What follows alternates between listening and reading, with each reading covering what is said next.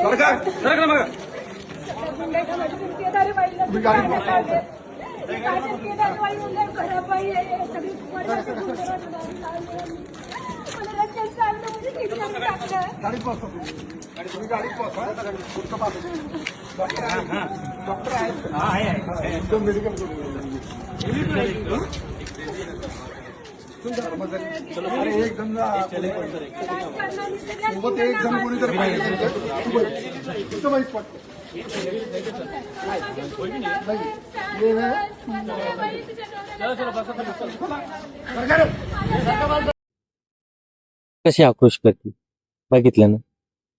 राग हा क्षणाचा असतो, पण चूक किती मागत पडते बघ. आणि इथं काय झालेलं होतं, पहिले छत्रपती संभाजीनगर आहे, तिथं आपल्याला जायचंय. साई श्रद्धा पार्क बजाज नगरचा भाग आहे, परिसर आहे. आणि तिथं वाळूज MIDC पोलीस स्टेशनच्या अंतर्गत येणारा ह्यो इलाका आहे. इथं काय झालं, सकाळचा टाइम होता. आता सकाळी सकाळी कोणी काय करत असतं, सकाळी स्वयंपाक, चहा पाणी आणि नाश्ता वगैरे असं त्यांचा घरात काम सुरू होतं. साधना सोनपेटे यांचा. आणि त्यांच्यानंतर काय होतं, त्यांच्या घराची बेल वाजते. बेल वाजल्यानंतर त्या हातातलं काम सोडतात आणि दरवाजा उघडण्यासाठी जातात. दरवाजा उघडल्यानंतर ज्यावेळेस त्या दरवाजा उघडतात, दरवाजा उघडल्याबरोबर त्यांना शैला सोनार हे त्यांच्या नवऱ्याची प्रेयसी दारासमोर दिसते, म्हणून दारात उभी असते. तर त्यावेळेस प्रेयसी बघितल्यानंतर, सकाळी सकाळी तोंड बघितल्यानंतर, तुम्ही मला सांगा, कोणती अशी महिला आहे की तिच्या नवऱ्याची प्रेयसी, लवर किंवा ठेवलेली बाई समोर दिसल्यानंतर ती तिचं हसून स्वागत करेल? असं तुम्ही स्वप्नात तर विचार करू शकता का?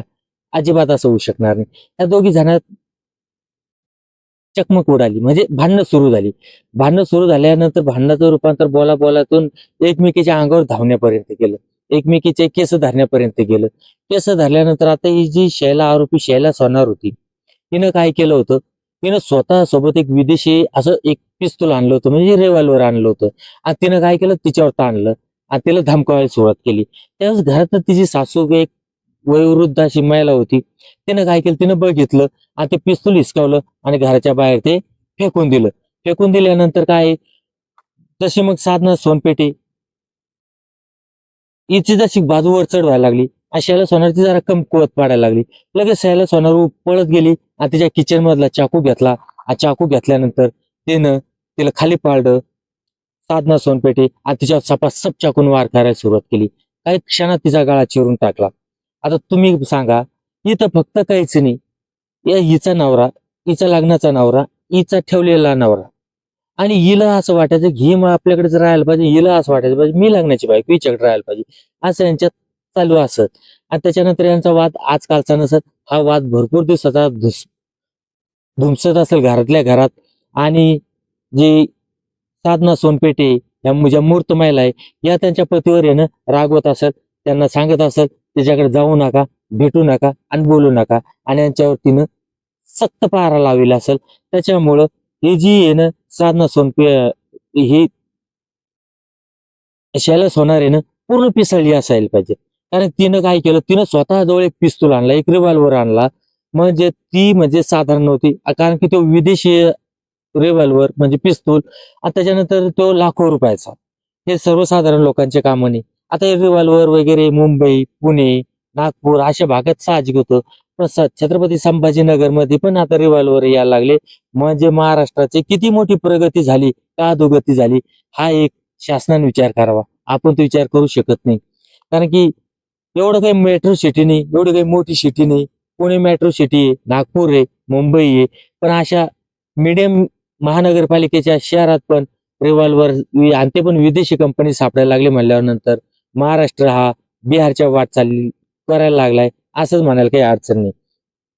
आता ही जी आली यानं काय केलं, ती म्हातारी आली, तिनं दरवाजातून फेकल्यानंतर बाहेर रिव्हॉल्वर पाडल्यानंतर आणि हिचा गळा चिरल्यानंतर आरोपी महिलेने काय केलं, आतून कडी लावली. आता आतून कडी लावल्यानंतर बाहेर रिव्हॉल्वर पडेल दिसल्यानंतर तर त्याला परिसरातले लोक पूर्ण घाबरून गेले. कारण की हिच्याजवळ रिव्हॉल्वर, हिच्याजवळ काही पण असू शकतं.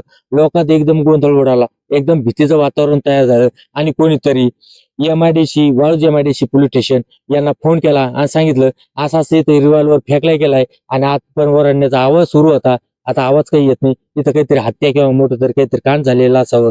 त्या क्षणी तिथले कर्तव्यदक्ष असे पोलीसवाले ताबडतोब तिथं आले. ते आल्यानंतर त्यांनी बघितलं, दरवाजा लावलेला होता आतून. त्याने क्षणार्धात दरवाजा तोडून टाकला आणि आत बघते तर तिथं साधना सोनपेटे या रक्ताच्या थारोळ्यात बसलं पडेले आणि त्याच्या बाजूला शैला सोनारी.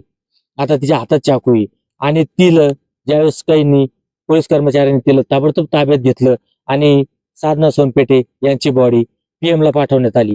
आणि त्यावेळेस तिला घेऊन चालल्यानंतर ती कशा प्रकारचा आक्रोश करत आहे हे तुम्ही तुमच्या डोळ्यांनी बघितले. आणि आता सध्याच्या घडीला काय आहे, याचा सखोल चौकशी सुरू आहे. कारण की काय आहे, साधना सोनपेटे यांच्या पण नवऱ्याचा हात आहे का त्याच्यात किंवा काय आहे? आता हे सखोल चौकशीच आहे. कारण की काल परवाची गोष्ट आहे. आता आज आपला व्हिडिओ आदल्या दिवशी रेकॉर्डिंग असल्यामुळं आज काही त्याची अपडेट येईल. पण ती अपडेट आपला व्हिडिओ हा 12 घंट्याच्या 24 घंट्यांना अगोदर आपला रेकॉर्ड होऊन राहिलाय.